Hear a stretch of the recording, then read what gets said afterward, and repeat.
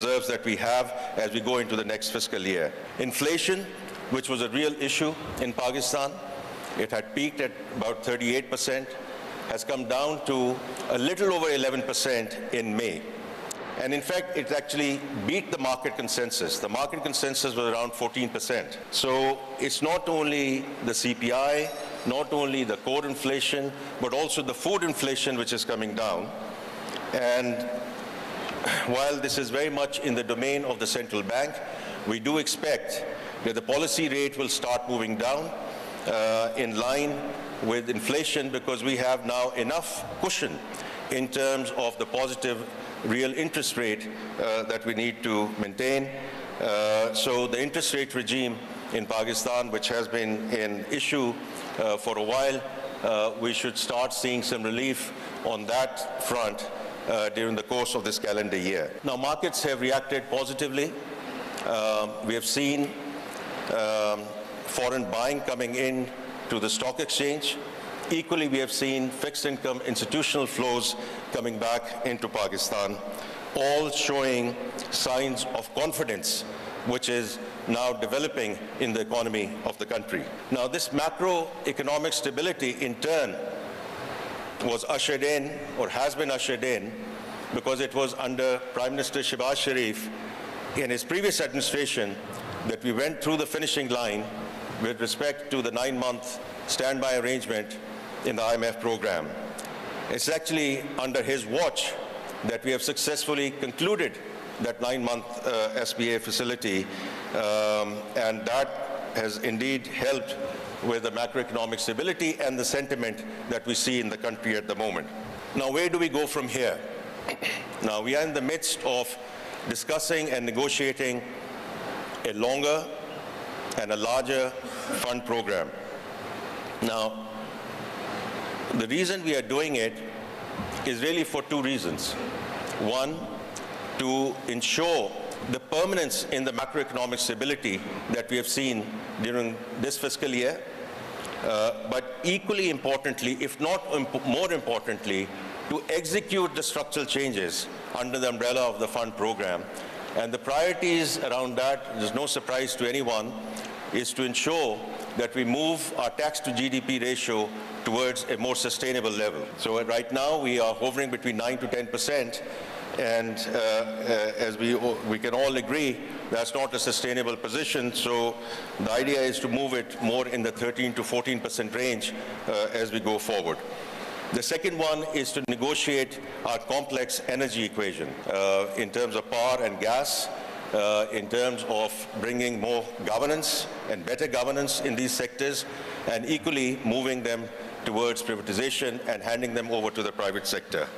Which brings me to the third point around this structural change, which is SOE reforms and accelerating the privatization agenda. Today we have both the Minister of Petroleum and Minister of Privatization here as part of this group as well. So these are going to be very, very important reforms which are in execution as we speak. Now, as we move forward, our direction of travel is very, very clear. Under Prime Minister's leadership, the homegrown agenda, because that's what we are talking about. Everything that I've referred to, tax to GDP, energy equation, SOE reforms, is in the interest of the country that we move in the right direction. Now, as part of this homegrown agenda, markets, not the government, are going to anchor our economy as we go forward. The private sector is going to lead our country. As far as the government is concerned, we are there to provide policy framework and, even more importantly, policy continuity, because that has been an issue in Pakistan through the administrations. Now, we want to anchor this homegrown agenda around three key aspects, which are what I would call road to market.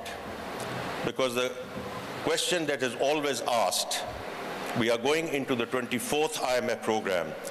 Why do you think this is going to be the last program? And I think it's a fair question.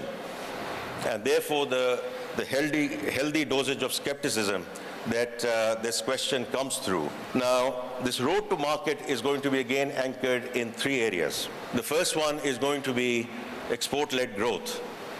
That's why we are here. I'm sure Prime Minister is going to not only touch upon that, but mention that in a very big way, because the special economic zones are going to be a very important ingredient, a very important pillar, a very important enabler in terms of export-led growth. And what better place to learn from the successful experiences than Shenzhen. The second one is foreign direct investment. It's going to be both in terms of G to G, and even more importantly, as we go forward, business to business.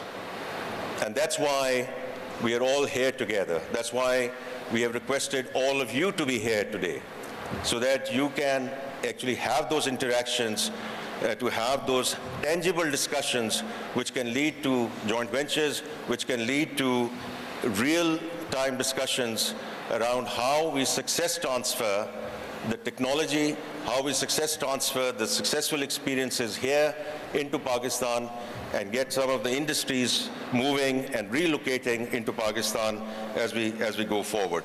And the last point that I want to mention in terms of the road to market is our access to international capital markets.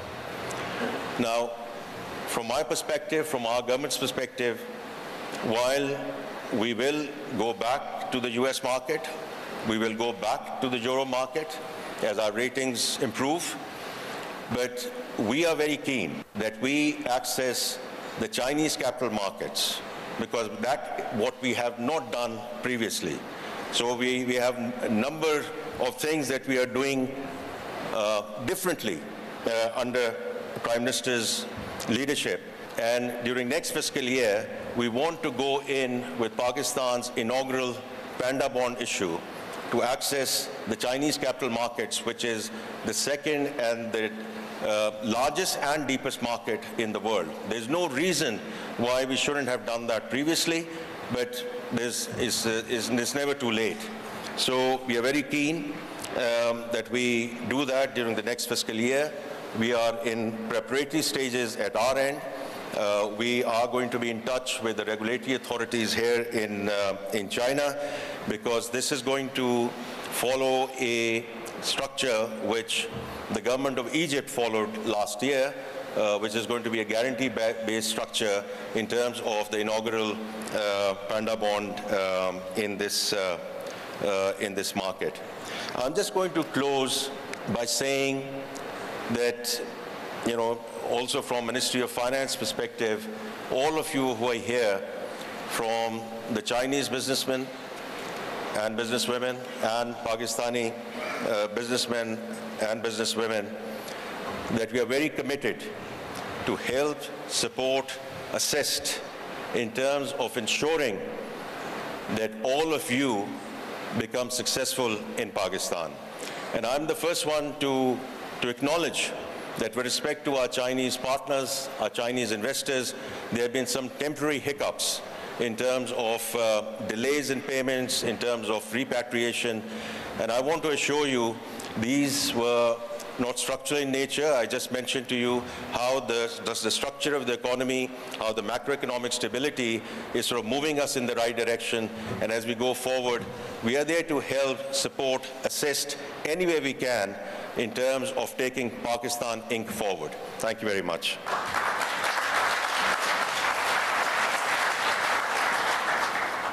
Ladies and gentlemen, Muhammad Ishaq Dar, Deputy Prime Minister and Foreign Minister of Pakistan, for his remarks, please.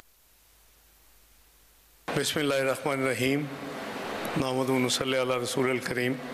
Honorable Prime Minister of Pakistan, worthy Executive Vice Mayor of Shenzhen Municipal Corporation, fellow ministers, excellencies, Chinese entrepreneurs and Pakistani entrepreneurs, ladies and gentlemen, Assalamu alaikum and very good morning.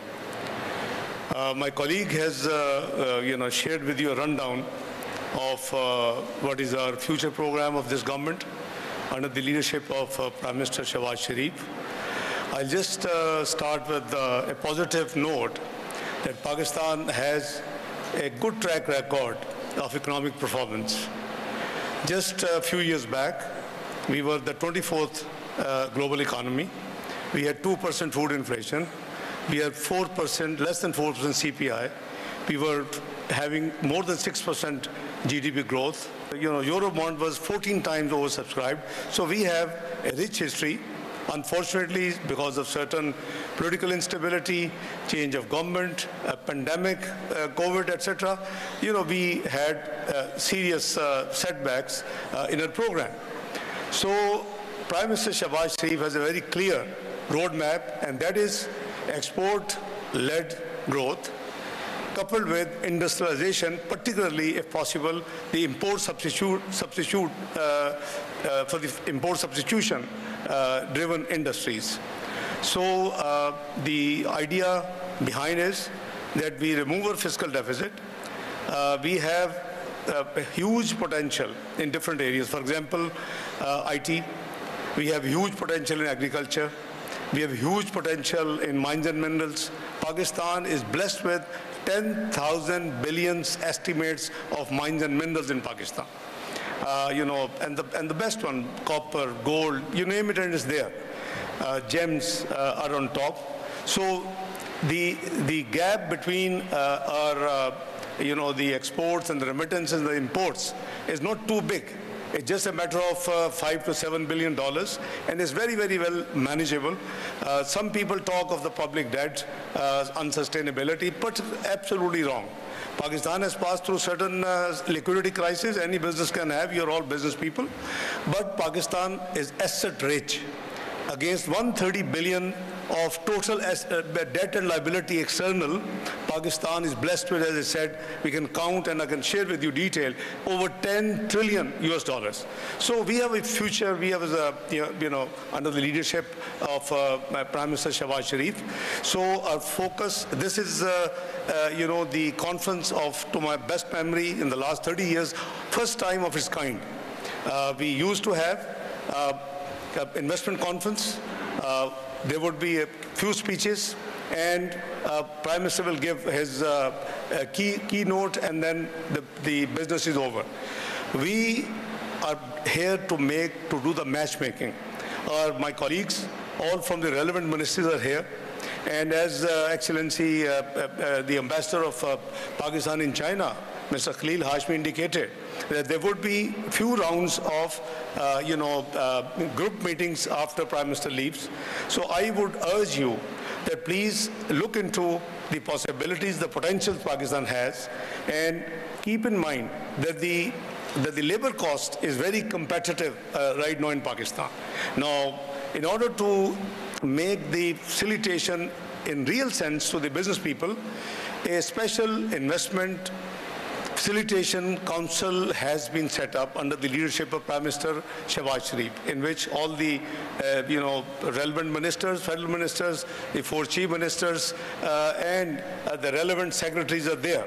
So you are supposed to be assisted for setting up of your business under one umbrella and one roof. So let me assure you, we are all there to help you, to assist you, and this is the high time that you consider doing your B2B joint ventures. And again, it is the first time Prime Minister is leading this conference, which is basically B2B, business to business, and not the government to government. So, the outline given by my colleague, Finance Minister, is very clear. We are going for a very deep structural reforms. Actually, 2018, when we reached 24th economy, and the PricewaterhouseCoopers projected Pakistan to be the part of G20 within few years, unfortunately, as I said, we missed the train, but we are working fast track to reach back where we left in 2017, and not only to reach 24th economy, but also to join in few years the G20. So the structural reforms is the name of the game. The consolidation of what we have done so far will be there, and you will see that the government will be exiting from the business. Apart from setting up units in Pakistan, whether it's export-led or import substitution or even a normal business, you will also have the possibility to participate in a very transparent privatization of different state-owned enterprises which we are working on. There's about 84 state-owned enterprises which are under consideration for the purpose of privatization. My colleague, Privatization Minister, is here also. You can have a word with him. So I don't want to take too long because the real business would start later. Let me thank the Shenzhen Municipal Corporation for setting up and for their warm hospitality and welcome. Let me also acknowledge the great job which Ambassador Khalid Hashmi and his team has done to set up and arrange all this. I mean, it's first time, as I said, in my 30 years of memory. So let me assure you that we are all there, myself, my colleagues under the leadership of Prime Minister Shehbaz Sharif, to assist you, to help you, to set up business in Pakistan on a very, very fast track. Thank you very much and I wish you a very good day. Let's have a glimpse of Pakistan and the opportunities it offers.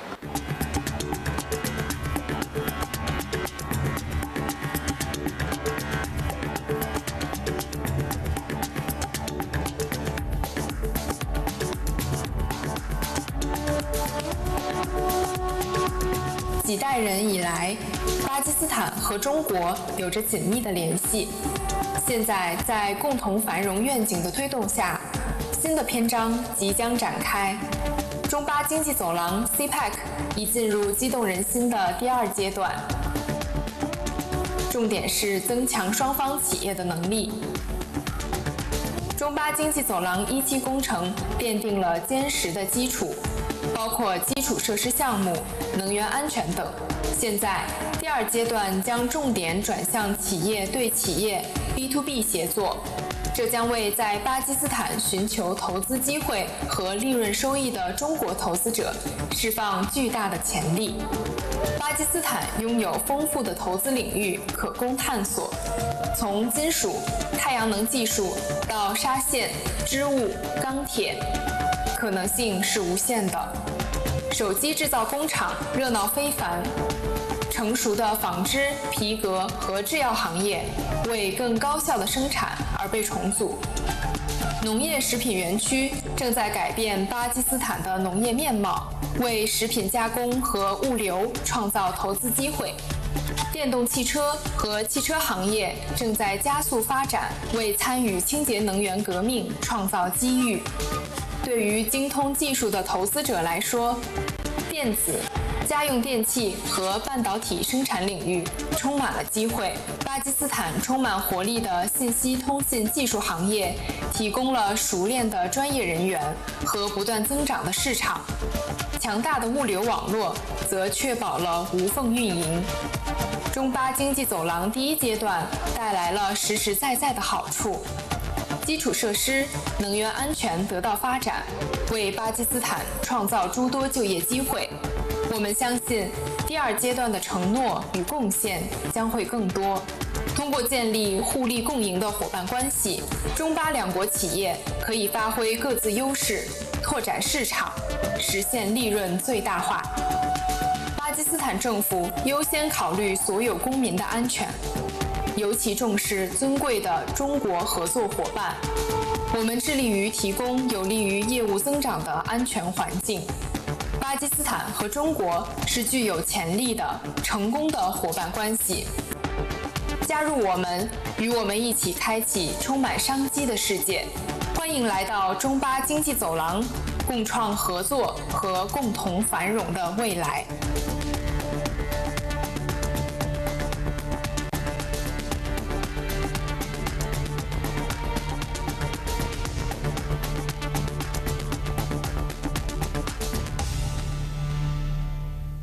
It is my privilege and honor to invite His Excellency Muhammad Shehbaz Sharif, the Prime Minister of Islamic Republic of Pakistan, for his keynote address.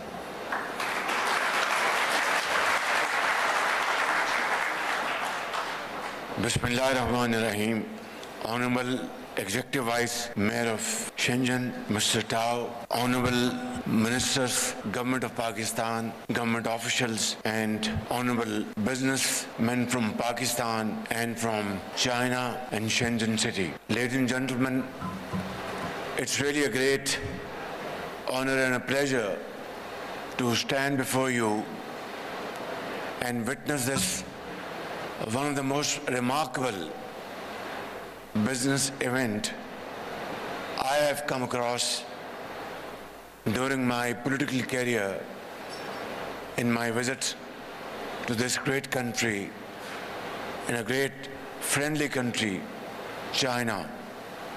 I would like to congratulate from the core of my heart to all those organizers who have done this remarkable job to have this event in a very short span of time. In that, I would like to congratulate our Ambassador, Mr. Hashmi, and of course our Ambassador, Mr. Zhao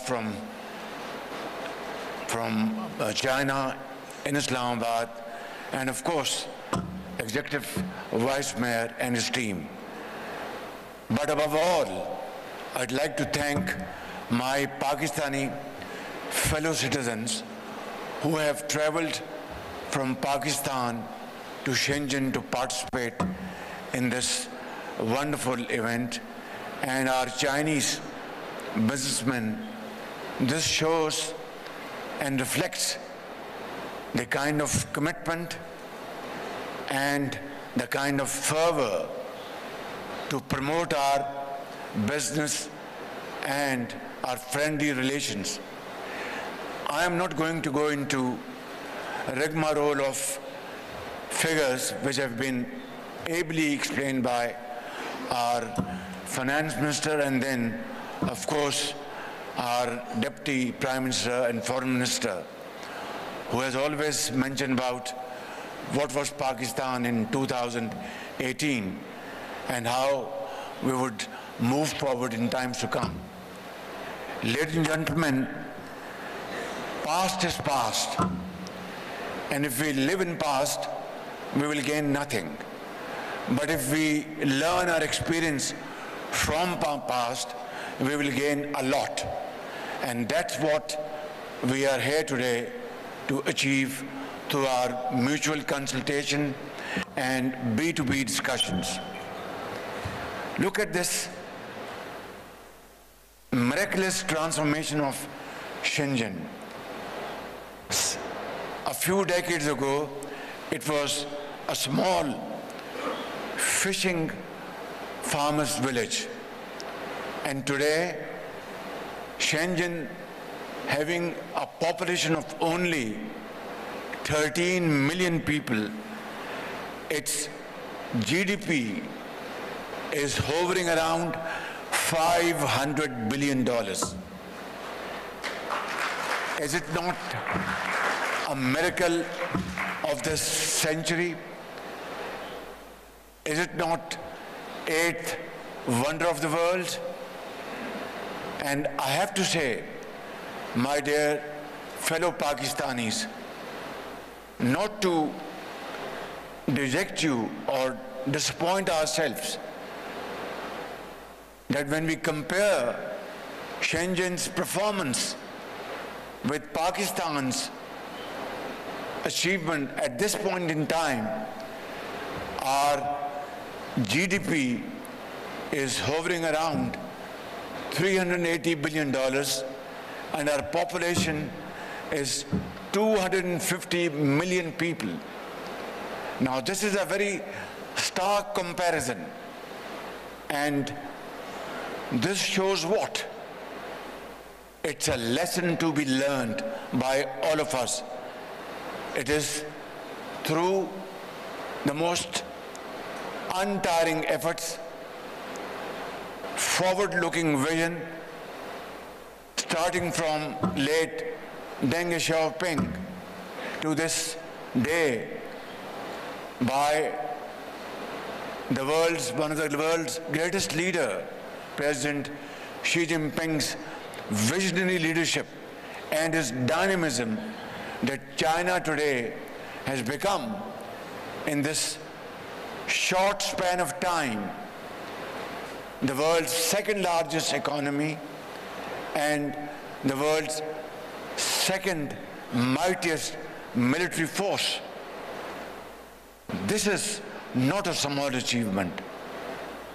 China was born 2 years after Pakistan opened its eyes in 1947.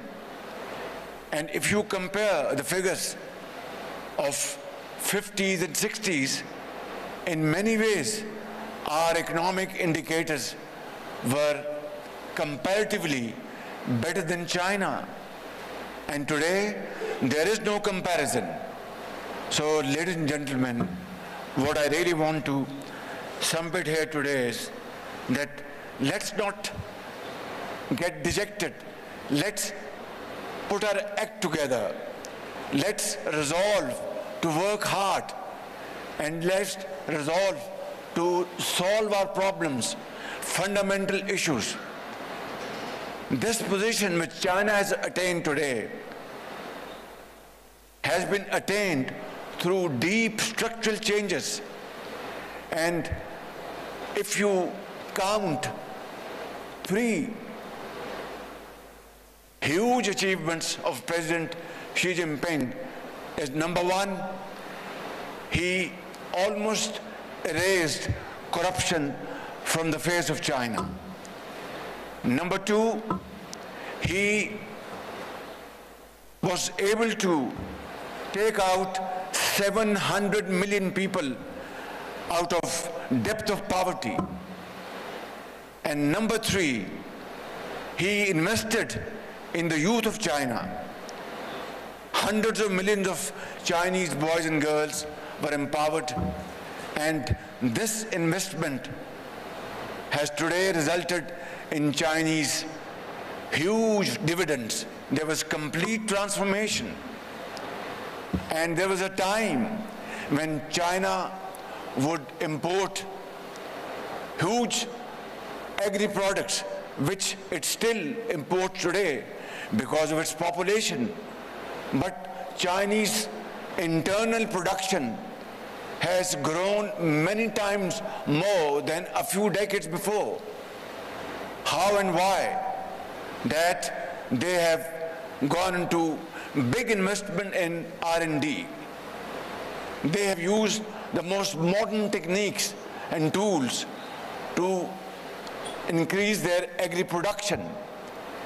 And because Chinese labor became expensive, they moved to a higher level and gave up those conventional industries where competition became very tough with other competing countries.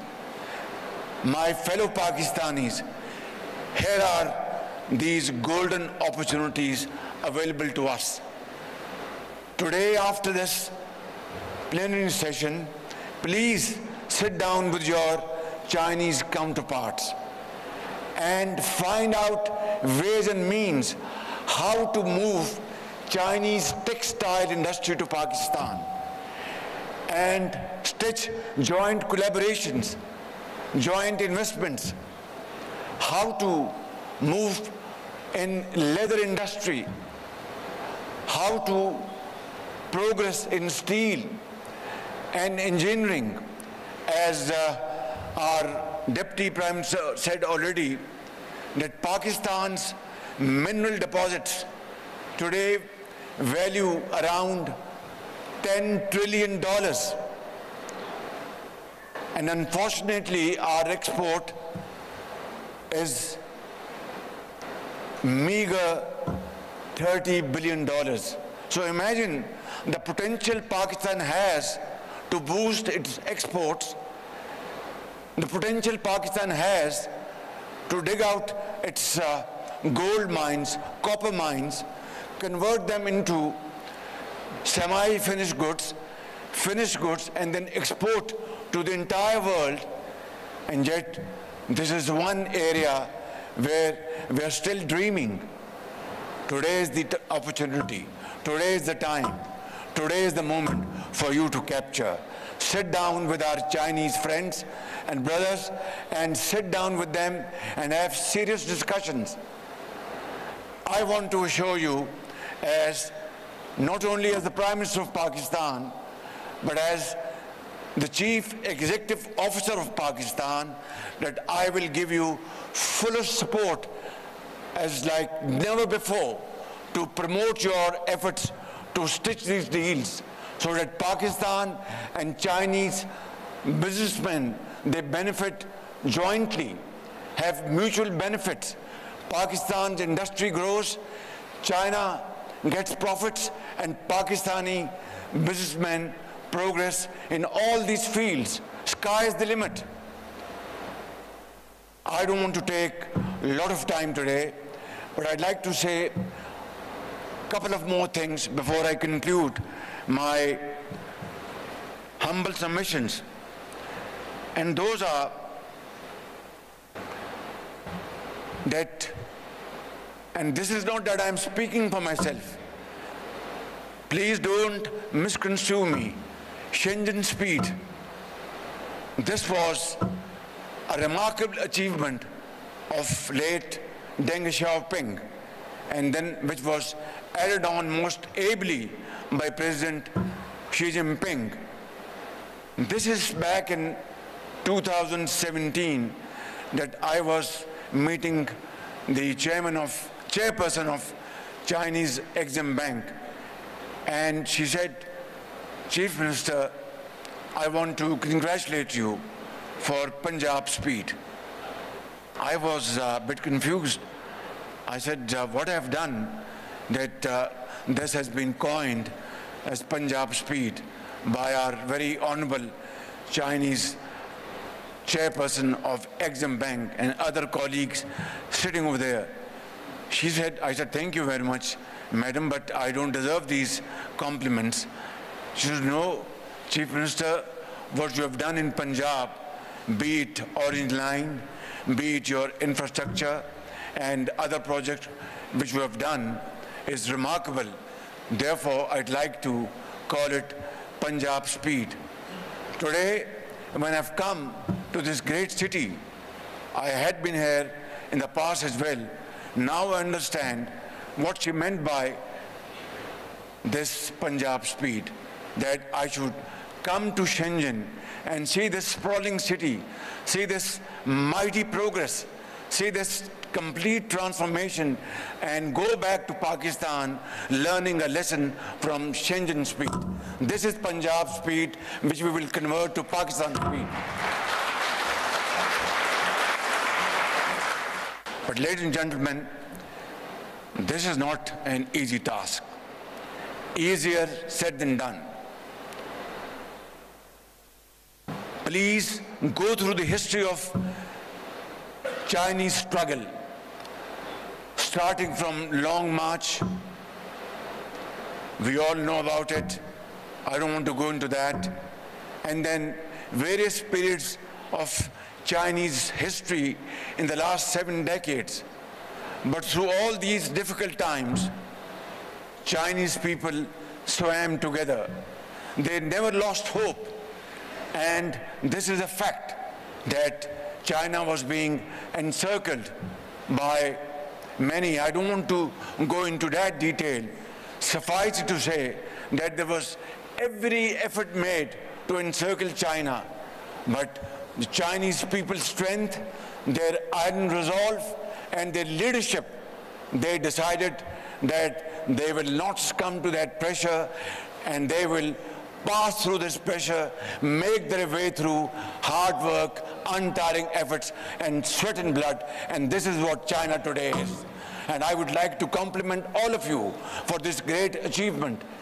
I will go back to Pakistan with this resolve that come what may, we will follow this model of great economic transformation in Pakistan. Again, easier said than done, but then this model for us is enough to copy and emulate if we are sincere to our purpose, if we are sincere to the people of Pakistan, if we are sincere to posterity.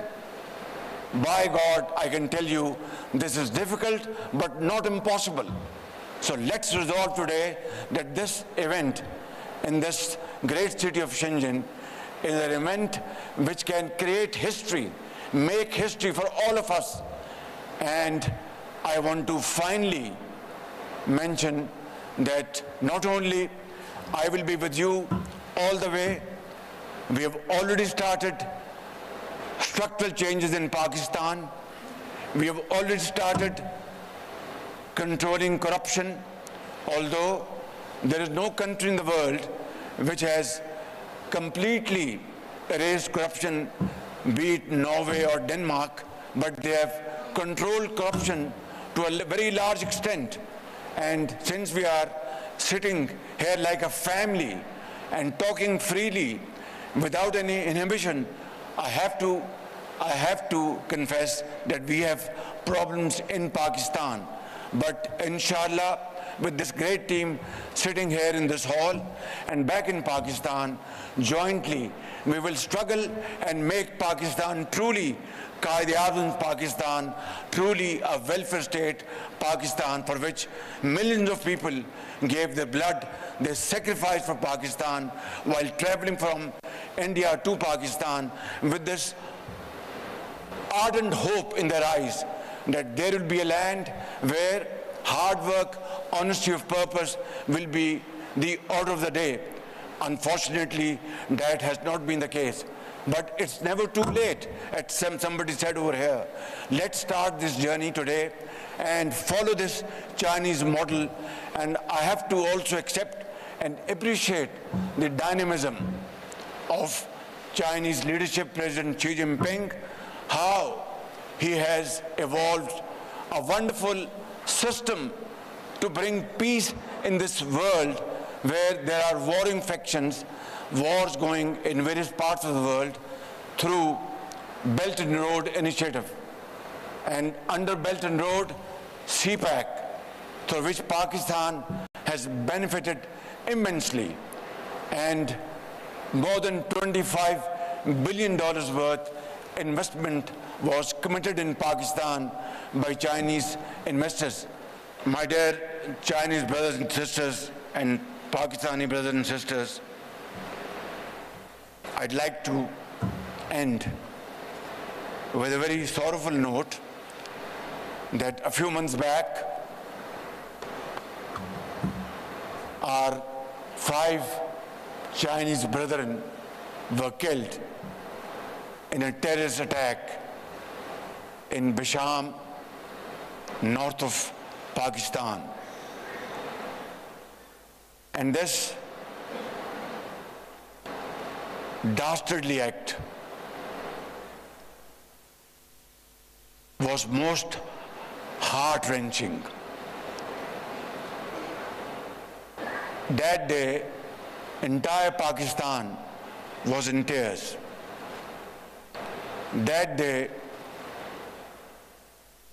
we were all very sorrowful. That day,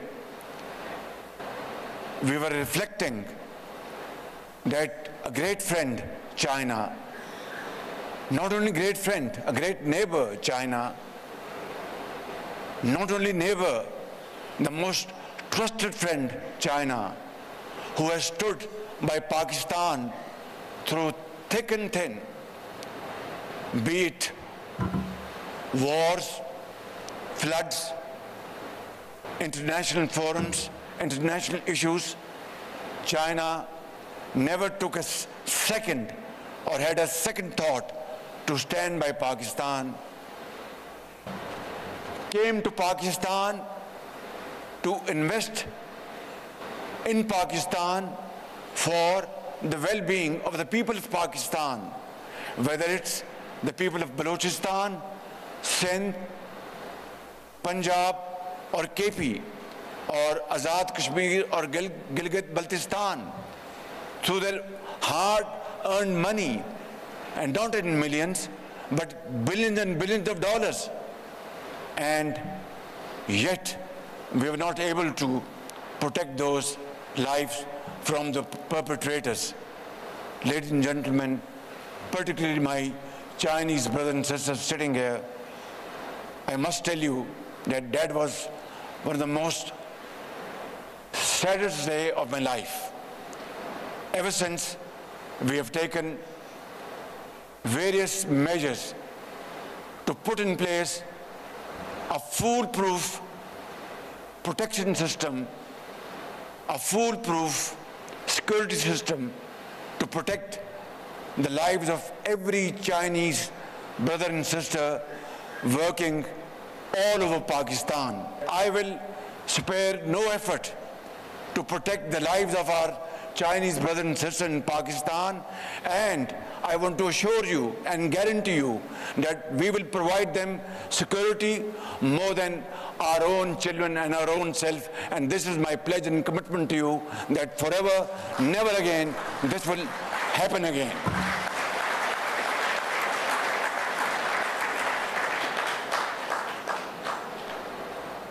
But this story will not, this sordid episode will not end or finish, because those who have left this world, their kith and kin, will be in tears forever.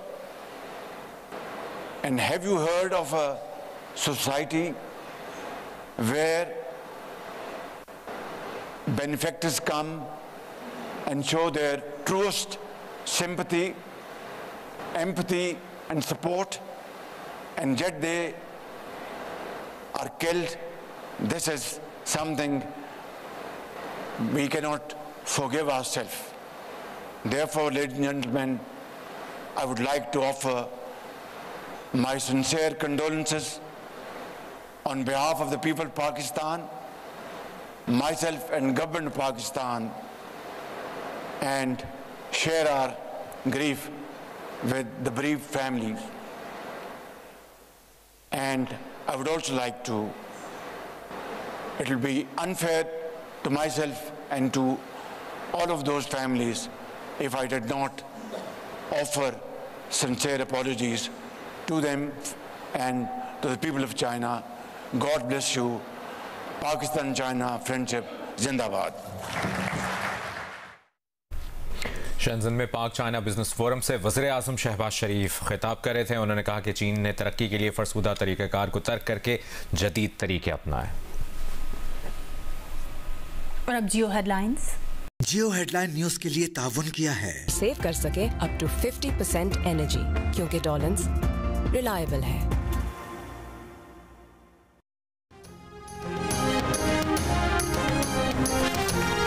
माजी में रहेंगे तो कुछ हासिल नहीं कर सकेंगे, माजी को छोड़कर आगे बढ़ेंगे तो ही कामयाबी मिल सकेगी।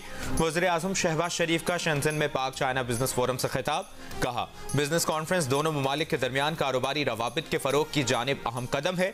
चीन की तरक्की हमारे लिए काबिले तकलीद है। वज़ीर आज़म शहबाज शरीफ से चीनी कंपनी फ्रांशियन होल्डिंग्स के बानी और चेयरमैन की भी मुलाकात हुई।